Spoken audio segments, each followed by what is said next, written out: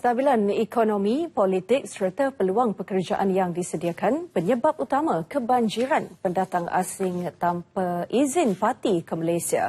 Dari tempoh Januari hingga semalam, 4,379 operasi penguatkuasaan bersepadu telah dijalankan Jabatan Imigresen dan menahan 716 parti dan 299 majikan. Pemakluman mengenainya dinyatakan dalam sesi sidang negara. Dan untuk laporan penuh, terus saja langsung bersama Nur Liana Zulkifli di lobi Parlimen. Liana, teruskan. Ya, Hazel, ketika menjawab soalan tambahan yang dikemukakan oleh Senator Dato' Adam Hamid, Timbalan Menteri Dalam Negeri Dato' Dr. Wan Junaidi Tuanku Jaafar telah menyangkal dakwaan yang menyatakan sistem kawalan parti di negara ini tidak terurus jika dibandingkan di negara Singapura. Jelasnya, setiap negara mempunyai struktur geografi yang berbeza. Baik, ini jawapan yang diberikan beliau sebentar tadi. Jadi saya tidak boleh bersetuju dengan apa yang Yang Berhormat sebut tidak terurus.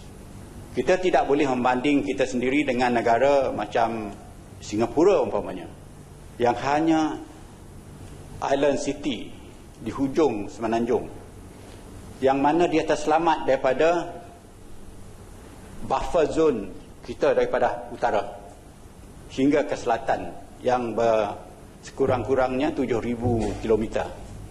Jadi dalam keadaan demikian dia lebih mudah dikawal kalau dibanding dengan kita border yang begitu panjang, beribu kilometer. Sarawak mempunyai 2,000, Sabah mempunyai 800 kilometer dan Semenanjung 700 kilometer dengan Thailand. Dan perairan kita juga boleh dibolosi.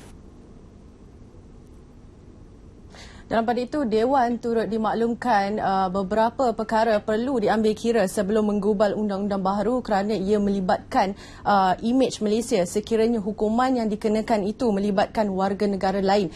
Terdahulu, Senator Dato' Adam telah mencadangkan agar Kementerian Dalam Negeri bersedia menambah baik peruntukan undang-undang sedia ada yang mengenakan hukuman penjara dan juga sebatan ke atas parti.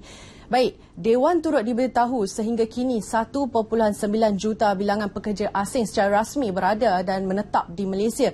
Justru itu, Kementerian Sumber Manusia menyatakan ketika ini kerajaan tidak bercadang untuk membenarkan mana-mana pekerja asing di bawah kategori pelarian yang memegang kad UNHCR untuk bekerja di negara ini.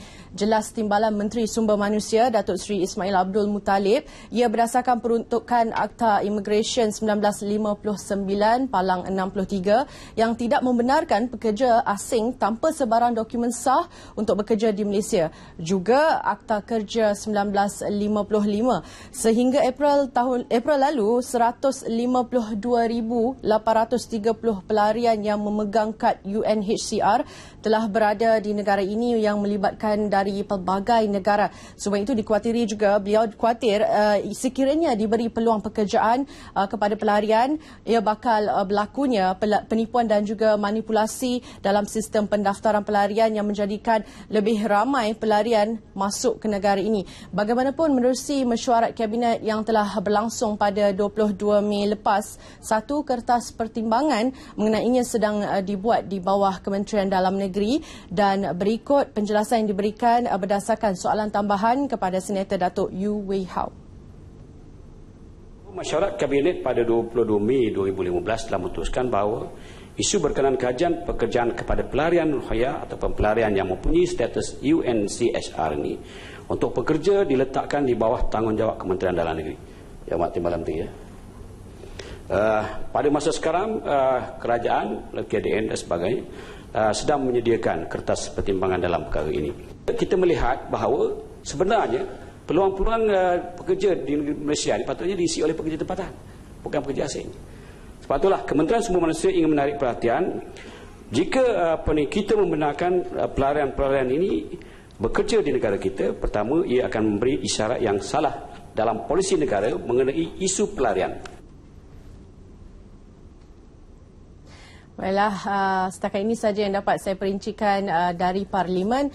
Ketika ini seperti biasa, Dewan berhenti berehat sehingga pukul 2.30 petang nanti dan menyambung semula usul perbahasan rancangan Malaysia ke-11 yang akan dibahas oleh ahli-ahli Dewan Negara. Baik, saya kira cukup setakat ini. Kembali ke Angka Sepuri. Silakan, Hazel. Baik, terima kasih Liana di